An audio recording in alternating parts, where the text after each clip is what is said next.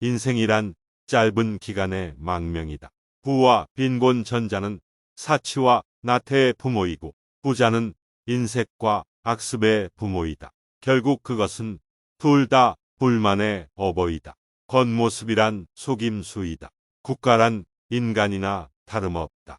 왜냐하면 국가도 인간처럼 가지각색이 성격으로 형성되어 있기 때문이다. 남에게 어떠한 행동을 하였느냐에 따라 그 사람의 행복도 결정된다. 남에게 행복을 주려고 하였다면 그만큼 자신에게도 행복이 온다. 자녀가 맛있는 것을 먹는 것을 보고 어머니는 행복을 느낀다. 자기 자식이 좋아하는 모습은 어머니의 기쁨이기도 하다. 그리고 이 이치는 부모나 자식 사이에만 적용되는 것이 아니다. 남을 행복되게 할 수 있는 사람만이 또한 행복을 얻는다. 남의 말을 열심히 듣는 사람은 말하는 사람 입장에서는 진실한 벗과 같다. 성한 곳은 놔두고 상처 부위만 노리는 파리떼처럼 악한 사람은 다른 사람의 장점은 무시한 채 단점만 찾으려고 혈안이 된다. 너희의 비애가 아무리 크더라도 세상에 동정을 받지 마라. 왜냐하면 동정 속에 경멸의 생각이 들어있기 때문이다. 덕은 건강이다. 덕은 아름다움이다. 덕은 영혼에 좋은 존재 양식이다. 거기에 반해서 악덕은 병이다. 악덕은 추함이다. 악덕은 영혼의 나쁜 존재 양식이다. 돈을 벌고자 한다면 돈을 쓰지 않으면 안 된다. 돈을 힘을 중, 지식을 상으로 삼을 것. 마음을 행복하게 할 수 있는 자만이 행복을 얻는다. 마음이 현실을 만들어낸다. 우리는 마음을 바꿈으로써 현실을 바꿀 수 있다. 미에 대한 사랑이 신들의 왕국의 질서를 세웠다. 그것은 자명한 일이다. 왜냐하면 추악에는 사랑이 없기 때문이다. 사람은 다른 사람에게 어떤 행동을 하였느냐에 따라 그의 행복이 결정된다. 남에게 행복하게 해주려 했다면 그만큼 자신에게도 행복스럽다. 자기 자식에게 맛있는 것을 사주고 그가 좋아하는 것을 보는 것은 부모의 기쁨이다. 이는 형제간, 친구간, 이웃간, 나아가 낯선 사람 사이에도 공통되는 이치이다. 남에게 관대하였으면 내 마음이 넉넉해지지만 만일 인색하였으면 그만큼 내 마음도 좁아진다. 남을 때린 자는 밤잠을 이루지 못하는 법이다. 남에게 친절하고 관대한 것이 내 마음의 평화를 유지하는 길이다. 남을 행복하게 해줄 수 있는 사람이 또한 행복해진다. 사람은 불의의 제물이 되는 것이 두려워서 그것을 비난하는 것이지 불의를 저지르기 싫어서가 아니다. 사람은 사랑할 때 누구나 시인이 된다. 사람을 시험해 보려면 모든 재산을 박탈하고 부당하게 대해보라.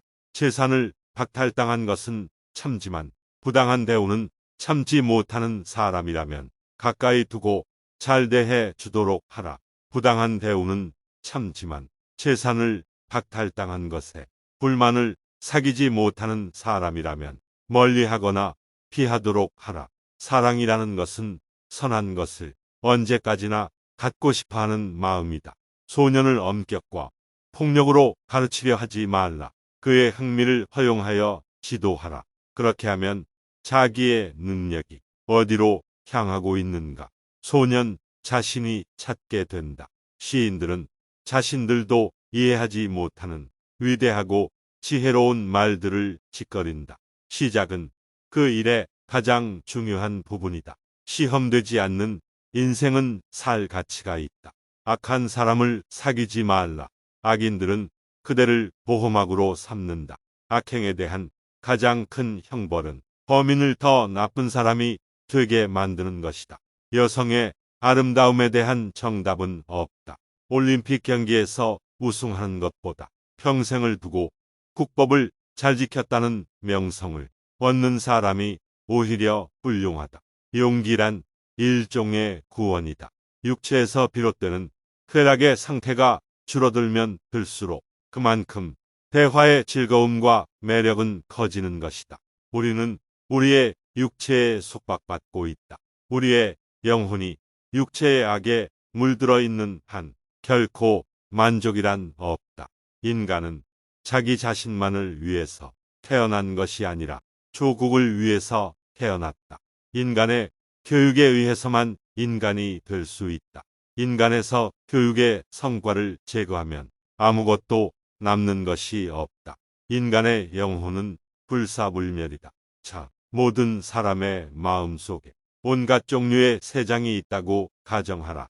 어떤 새들은 무리를 지어 다른 새들로부터 이탈하며 어떤 새들은 무리를 이루고 어떤 새들은 외로이 어디론지 마음대로 날아가기도 한다.